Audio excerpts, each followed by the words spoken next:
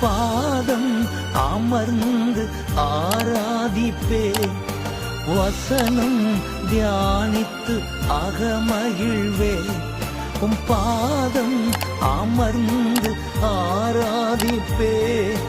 வசனம் தியானித்து அகமகிழ்வேன் எந்த புயல் வந்து மோதி தாக்கினாலும் அசைக்கப்படுவதில்லை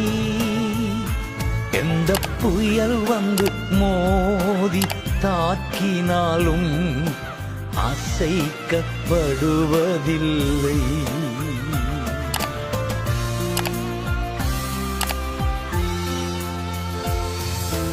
உம்மையே நான் நேசிப்பேன் உம்மையே நான் நேசிப்பேன்